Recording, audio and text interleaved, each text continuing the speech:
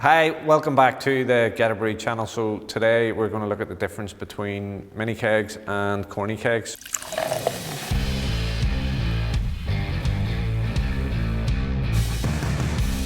Probably the most important thing to notice is that the corny kegs come with a rubber top and bottom, and they have the ball lock disconnects, which would be frequently used in the homebrew industry. So you have a liquid post and a gas post.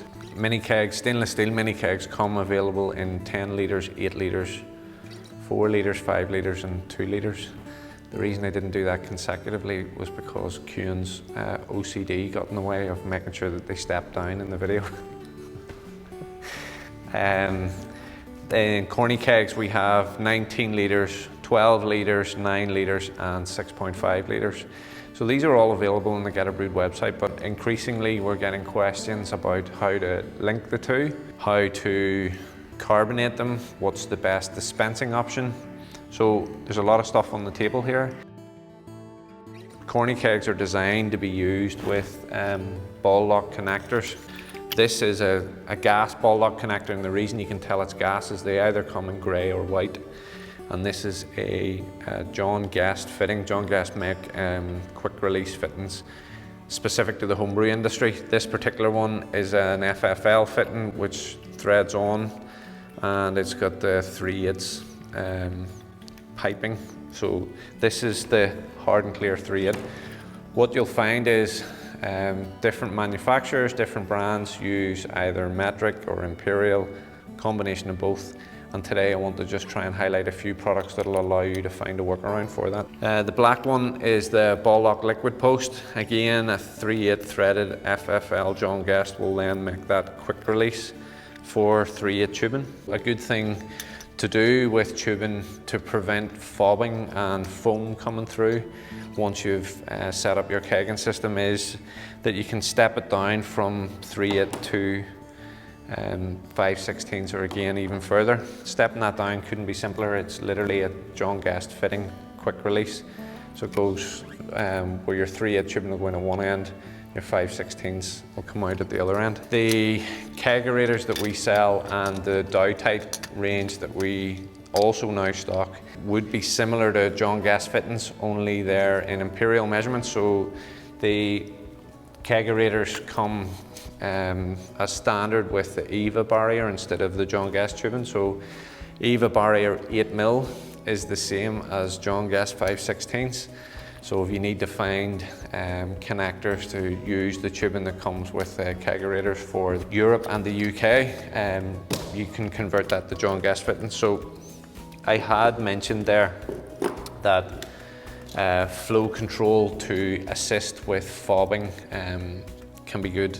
All of our taps on display here, the Nitro coffee tap designed for mixed gas dispensing, and the 80mm kegerator building flow control tap, and the standard European flow control tap all have flow controls on them, which allows you to throttle the flow of the beer as it comes through. If you find that you have a system at home or a kegerator without flow control on it and you need a quick fix on that, a little tip would be to pick yourself up one of the John Guest taps. So it's just a shut-off valve, but you can throttle that to allow you to adjust the flow in your setup. The shut-off valve allows you to throttle the flow going through the beer line, so this could be helpful if you don't have flow control in your taps. So commonly the way it would be operated with the corny kegs would be that you would have a supply of carbon dioxide, whether that be one of the small 2 kg tanks or whether you go and get yourself one of the larger commercial, say even a 34 kg tank that we would use in the brewery. It's entirely personal choice. We sell the 2 kg tanks online. Now, the regulator that I have on here is a Kegland Mark IV Type 30. There's multiple ones on the website. The 2 Kegland ones that we have are the Type 30 and the Type 50. Type 30 is for CO2, Type 50 is usually for mixed gas or nitrogen. There's lots of different bottles out there and lots of different fittings. Certain suppliers like to make a fitting bespoke to their needs, but our 2 kg CO2 cylinders fit the Type 30 perfectly. Type 30 comes with an adjustable knob on the front. You can see here that we connect it to the gas via this nut. Pressure release valve is here, 2 dials on it. One dial's telling you how much gas is left and the other one's telling you the pressure that you're dispensing at. Obviously you can adjust it with this knob. Dow tight fitting on here with a push fit, which fits the 8mm or 5/16 depending on whether you're using EVA barrier or hard and clear John gas tubing. That's the regulator, the CO2. This is connected up with the assistance of hard and clear beer line. So Type 30 regulator, Dow tight 8mm fitting, so we know that that's 5/16 beer line. Just push it in until it locks. That's in place. We want to then take our gas line to our gas fitting. In this particular case, there's 5/16s on, so we're going to use the 5/16s to 3/8 piece. So pop that on there, and then a little bit of 3/8 tubing to allow you to go into the gas FFL. The reason I'm stepping this down and not running it straight to an FFL with a 5/16 is just for the purpose of the video, to show that you can interconnect different kegging equipment if you've bought from other suppliers, if you've sourced it from people that like to use their own brand, whatever the case may be. So then you will see that on the post there's in and out. So the hexagonal nut has got little marks in it, so you know that that's gas, and it also says in, so we know it's in. So these little ball lock disconnectors just pop up, they're spring loaded on bearings. So you pull that up and then just pop it on down nice and easily like that. So we've got gas going into the Corny Kegs. So with Corny Kegs dispensing, then it's entirely up to your setup. You may have a kegerator, so you have a liquid ball lock disconnect. Again, 3/8 tubing pops in there, and you're going to want this running to a tap. So liquid coming out of the post, so liquid out of your out post is the black ball lock disconnect, 1/4 FFL to 3/8 tubing. And then what I've done here is I've popped on a 3/8 to 5/16 reducer.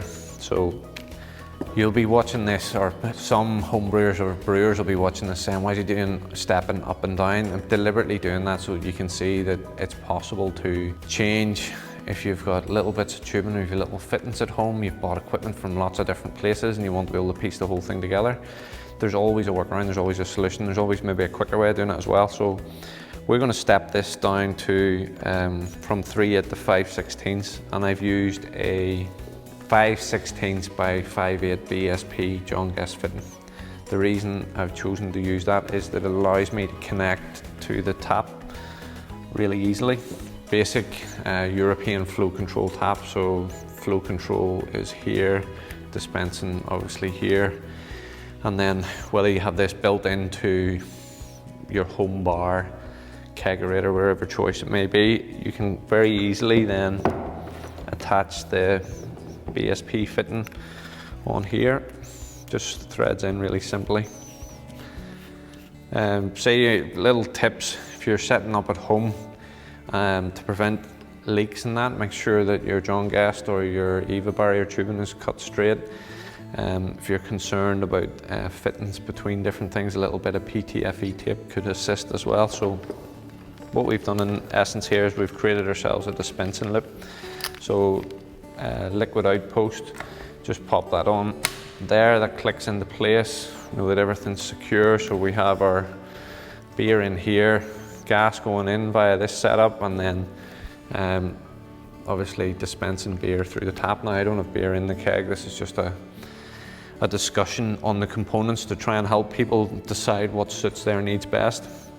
The key thing with carbonating beer in Corny Kegs is to make sure that it's cool enough. So beer likes to be sort of 4 degrees or cooler to take carbonation, and there's 2 ways that you can do carbonating. You can do forced carbonation or fast carbonation. So you turn up, say, to a high PSI, 25 plus, or even full blast. and turn the keg on its side and get your foot on it and just rotate it back and forward for 30 seconds and then allow it to settle for a short period of time before you start dispensing, making sure that your flow controls shut right off, because you could run the risk of it being foggy. Or you can put head pressure on, set the PSI at a much more lower level and allow it to pick up that carbonation level over a couple of days. So these are just options that thrown out there to allow you to see that there's lots of different ways to set up home dispensing. Now, the beer line that we have is, it's lupulous. We get it with John Guest from the John Guest manufacturer. It's premium quality, food grade, safe to use. Eva Barrier is just the Kegland equivalent, so they have branded it with, and it's similar that John Guest fittings are also available in a similar format, just different brand name, Dow Type, if I'm pronouncing that correctly. So that's a very quick look at Corny Kegs and the benefits of using Corny Kegs. So flexibility can be used in Regulators, they can be used in setting up your home bar. They're the smaller ones, obviously are practical for taking with you to a function, party, festival, whatever you may want to do. But I guess the main difference between the large Corny Kegs and the smaller stainless steel kegs is flexibility of transport. So it's possible to daisy chain the beers from one keg to the other. So say you've brewed 20 litre batch, 23, 25, whatever your batch size is at home, it's easy for you to package the majority of it into one 19 litre keg, but you're not wanting to take a Regulator, a 2 kilogram CO2 tank and a Corny Keg with you to a party. It's very easy to set up a daisy chain and take the 5 litre equivalent with you, or you can daisy chain it together, connecting using ball lock disconnects, and use that as your way of dispensing beer out of this, just by connecting it between the two. Now I'm going to look at the stainless steel mini kegs and connection options now. Mini kegs, 5 different sizes. Currently we have 3 different dispensing options, so this is probably going to be the easiest one to show. So these are threaded. Look, as with mini kegs, Corny Kegs, we've built up a lasting relationship and valuable relationship with our supplier. They do come from China, but they're premium quality. You'll know when you see the quality that comes. They're brand spanking new. They're never reconditioned from us. They're always welded to a really high standard, so there's never any imperfections inside that's going to cause you any issues. They won't rust. They're made to last a lifetime, we believe. So this has a little barbed tubing, so a little bit of silicone tubing on it, acts as your spear or dip tube. Threads in really easily. There's a washer to create a good seal on the inside here. So this is option 1 for dispensing. So you can see that we have a pressure release valve. So if you're daisy chaining from one to the other, what you want to do is equalize the pressure between the two, and usually I would have the Corny on the bench and say the mini keg on the floor, so we're going just from one ball lock connector piece of tubing to another and connecting on, and then equalize pressure, and then just use the pressure release valve to get flow to start, and then let gravity do the rest of the work. So you can basically allow that to continue to transfer, so closed transfer, protected beer, if the beer style dictates that. Obviously there's other options for doing it. You can see same setup as there is with Corny Kegs.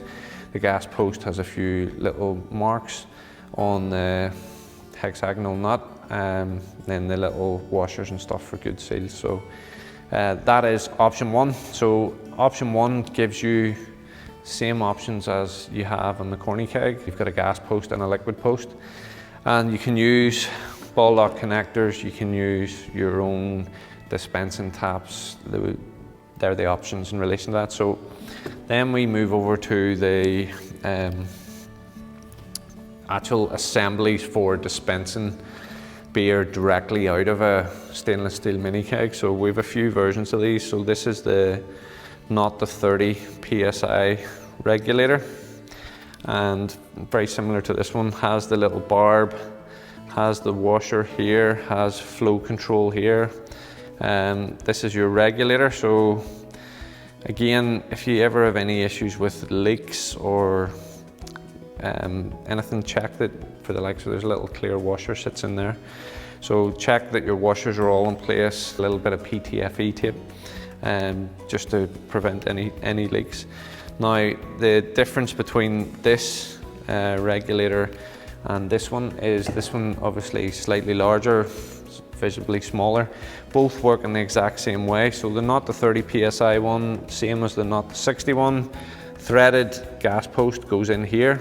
So before you would attach the gas post, make sure that you've turned your knob to not, obviously, so there's no gas being dispensed. Equally, make sure that this is securely fitted to the top of the stainless steel mini keg. Flow controls down to almost closed, taps back. So these are really simple to use and designed obviously for taking beer on the move. So say you have a 5 litre batch of beer, you put it in the 5 litre mini keg, you've got your dispensing tap. One bulb should cover that, maybe 2. The 2 litre one, definitely you'll get away with 1 bulb. When you start to go up to this sort of scale, it's probably more recommended to be using a gas cylinder to carbonate it and then use the bulbs for dispensing. But if you want to use bulbs for carbonating as well, it is possible, but you could, like the 16 gram threaded CO2 cartridges, you could be using 5 or 6 for that to work. So that is briefly looking at the 3 options for dispensing for mini kegs. So I'll pop this one off and pop one of the other taps on just so that you can see it on the actual setup. So pop our silicone tubing. Obviously it's going to be different size tubing for different kegs. Got our tap on here, our regulator here. Just thread that on. This just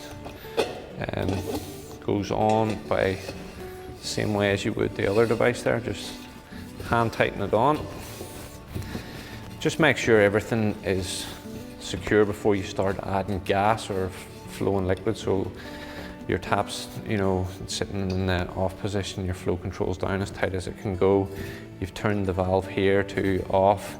You're checking your PSI here. Your bulb then obviously is connecting in here. So you can see these are really simple to use, really easy dispensing kits that are perfect for on the move. Now there's a couple of unusual little items that are available for these. So we have the bottle cap top for mini keg.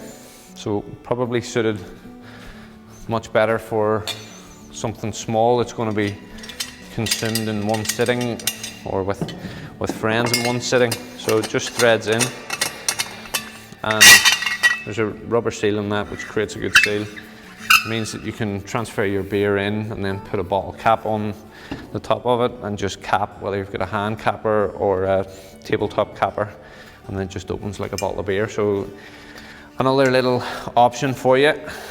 I don't want to go down the rabbit hole too much with confusing people. What I wanted to use this video for was to highlight that it's possible to use equipment from lots of different places. It's possible to use different beer line manufacturers and make them all work together. It's possible to dispense beer from a corny keg and daisy chain it into another and so on, or daisy chain it from this into a stainless steel keg and dispense from it. One other thing that we're getting asked about a lot is so fermentation under pressure and dispensing under pressure. And I want to cover this really briefly. So we've got one of the Kegland beer filling guns here available on the website. So the way this works is there's 2 fittings here. So probably just a John Guest or Dow Tight fitting onto the liquid here. And similar, put your gas line on here. This little trigger puts a purge of CO2. So if you've got your glass bottle, say we use this as an example. So if you've got your 2-litre mini keg with the bottle cap attachment on it, so drop your beer gun down in, liquid's connected to whatever keg that you're using via a connector here, gas is connected here, so you put a little purge of CO2. So you're putting the purge of CO2 into the container, and then flow starts with the pull of this trigger here. So, so you've got the flow going this way, let it flow to the required level, just where you can see it's just about to hit the top of the cap and head. Pull that out, put your cap on, and then that allows you to take bottled or mini keg turned into a bottle beer with you. So we have these available on the website. One other thing briefly, if you're using lots of different gases, it's really simple to break off your supplies with a gas manifold. So this particular one has 6 different options, and obviously it's really simple, you know, just to turn tap on and off supply. So we have these available in multiple sizes. I think it's 2, 4 and 6 outlets on the manifold. So look, this is a really brief overview of kegging, the options. Like we have Corny Keg lids with carbonation attachments, so you actually have a ball lock disconnect on the lid, barbed fitting, and we can attach a piece of tubing and a carbonation stone if you want to do things that way. We have, instead of the plastic ball lock connectors, we have the stainless steel ones. There's a lot of options out there, and there's a lot of different ways of doing things. All I wanted to do today was to briefly show you the difference between Corny Kegs and mini kegs, to mention that you can connect them up together, to mention that you can do pressurized transfers from one keg to another, and that you can dispense these using little bulbs, CO2 bulbs, when going to parties and functions, festivals, whatever it may be. And then you can set up home bars with these things as well. If you're interested in further information, don't hesitate to reach out to us, whether that be through the free phone number, social media channels, email. We try to get back to you as quick as we can. Not everyone in the warehouse is into kegging, but nearly everyone that works with us is into homebrewing in some way, shape or form, whether that be cheese, beer, wine, cider, or whatever. So you'll always get somebody that's willing to help you, and kegging isn't as complicated as maybe you first thought with the brief summary of things that we've covered today. So thanks so much for watching. Until next time, happy brewing.